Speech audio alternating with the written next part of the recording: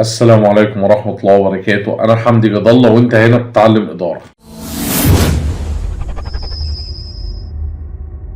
أهلا وسهلا بيكم في حلقة جديدة من سلسلة حلقات معلومة في الفاينانس، واللي عنوانها إيه الفرق بين السيولة والأرباح في الشركات؟ الفرق بين الليكويديتي والبروفيتابيليتي في الشركات. النهارده جاي افكلك اللبس اللي عند معظم الناس وخاصة في مجال البيزنس طبعا، وهو الخلط ما بين السيولة او الليكويديتي والارباح او الربحية او البروفيتابيليتي، لان المفهومين دول من اهم المفاهيم المالية اللي لازم تكون فاهمهم كويس جدا، لان الخلط بينهم هيؤدي طبعا لقرارات مالية غير صحيحة. خليني كالعادة ألملك الموضوع ده بشرح تفصيلي ومبسط في نفس الوقت في 4 نقاط أساسية. إيه هي السيولة وإيه هي الربحية؟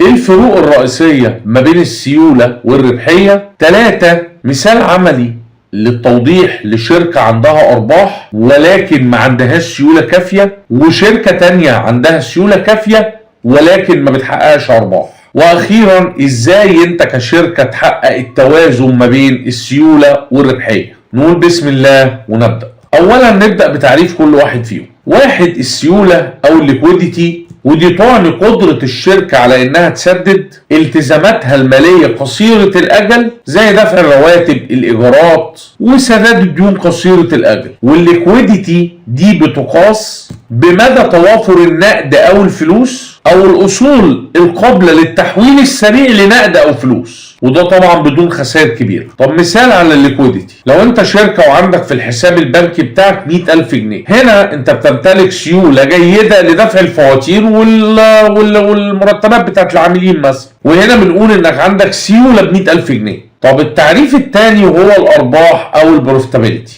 ودي بقى بتعبر عن قدرة الشركة على تحقيق أرباح من عملياتها التشغيلية، يعني الفرق بين الإيرادات والمصروفات، يعني اللي بتحصله إيه واللي بتنفقه إيه، وده الفرق ما بينهم. فإذا كانت الإيرادات أكبر من المصروفات ده معناه إن الشركة دي بتحقق أرباح، أما إذا كانت المصروفات أكبر من الإيرادات فمعنى كده إن الشركة دي بتحقق خسائر. مثال على البروفيتابيليتي، أنت عندك شركة وبتحقق 500,000 جنيه مبيعات شهرية، نفقاتك الشهرية أو مصروفاتك الشهرية تقريبا 400,000 جنيه، فكده ربحك هو 100,000 جنيه وهو الفرق ما بين إيراداتك ومصروفاتك. خلينا ندخل على ثانيا ايه الفروق الرئيسية ما بين الليكويديتي والبروفيتابيليتي. خد بالك ان في فروق جوهرية ما بين السيولة والربحية، قدرت اجمعها لك في النقط البسيطة اللي جاية دي. لو قلنا من حيث التعريف فالسيولة هي توافر النقد او سهولة تحويل الاصول السريعة لنقد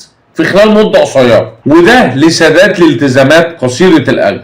اما الارباح فقلنا هي الفرق ما بين الإيرادات والمصروفات، يعني صافي الربح. طب من حيث الهدف، السيولة بيكون هدفها ضمان استمرارية الشركة في الوفاء بالتزاماتها اليومية أو قصيرة الأجل، أما الربحية فبيكون هدفها تحقيق عائد مالي للمساهمين في الشركة أو زيادة قيمة الشركة في الأجل البعيد. طب من حيث القياس فالسيولة أقدر أقيسها بنسب السيولة زي نسبة التداول أو نسبة السيولة السريعة، أما الربحية فأقدر أقيسها باستخدام نسب الربحية زي هامش الربح والعائد على الاستثمار. طب من حيث الأهمية، السيولة لو مش موجودة في الشركة تخلق مشاكل ضخمة في الشركة حتى وإن كانت الشركة مربحة أو بتربح، أما الربحية حتى وإن كانت الشركة عندها سيولة بس ما بتربحش فده برضه يخلق مشكلة كبيرة في الشركة ويؤدي لعدم استدامتها على المدى البعيد وبالتالي هتقفل خالص. طب من حيث النتيجة، توفر السيولة يعني شركة غنية بالنقد ولكن ما بتكسبش، عندها فلوس بس ما بتكسبش على المدى البعيد.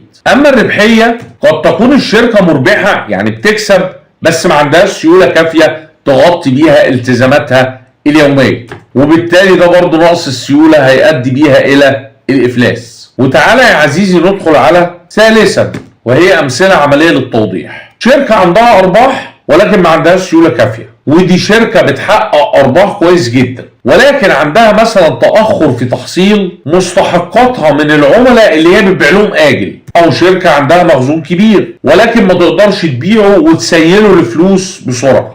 في الحالة دي قد تعاني الشركة من مشكلة في دفع رواتب الموظفين او سداد الفواتير رغم انها بتحقق ارباح على الورق. خد بالك. طب وايه نتيجة الكلام ده؟ لو الشركة دي ما حلتش مشكلة السيولة اللي عندها فقد تضطر للاقتراض او حتى اعلان الافلاس رغم انها بتحقق ارباح. طب خد بالك معايا بقى الحالة التانية عكس دي تماما. شركة بقى عندها سيولة بس ما بتحققش ارباح، ودي شركة مثلا عندها فلوس كتير في البنك بسبب انها باعت اصل او حصلت على قرض، ولكن اعمالها الاساسية ما بتحققش ارباح، او انها عندها للاسف الانفاق على العمليات التشغيلية اعلى من الايرادات. طب والكلام ده نتيجته ايه؟ ان مع مرور الوقت السيولة دي هتقل، ولو الشركة دي ما بدأتش تحقق ارباح هتواجه برضه خطر الاغلاق او التصفية. تعال بقى يا صديقي نخش على رابعا ازاي الشركة تحقق التوازن ما بين الربحية والسيولة. التوازن ده بيحصل من خلال التركيز على الكام نقطة الجايين دول. واحد،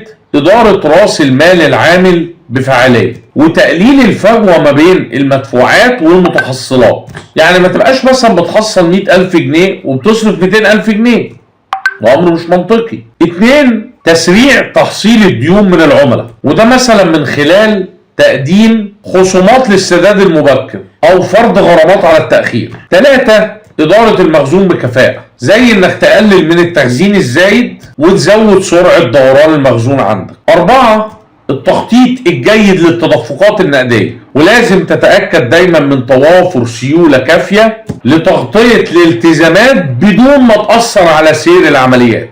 خمسة، تحقيق توازن ما بين الاستثمارات قصيرة وطويلة الأجل، زي استثمارات الفوائد المالية أو الفلوس الزيادة بشكل مناسب بدون التأثير على السيولة التشغيلية. الخلاصة، الأرباح مهمة للنمو والاستدامة، لكنها لوحدها مش هتضمن بقاء الشركة. السيولة ضرورية لضمان استمرارية العمليات اليومية وسداد الالتزامات. الشركة ناجحة طول ما هي تقدر تحقق التوازن ما بين السيولة والأرباح، وده لضمان الاستقرار والنمو المستدام. وتذكر يا صديقي، الربحية بدون سيولة يمكن توصلك للإفلاس، وإن السيولة بدون ربحية يعني خسارة مستقبلية وهتقفل شركتك. وبكده تكون حلقة النهاردة خلصت، ويا رب تكونوا استفدتوا. ولو عجبتك الحلقة ما تنسانيش بلايك وشير وسبسكرايب للقناة، والسلام عليكم ورحمة الله وبركاته.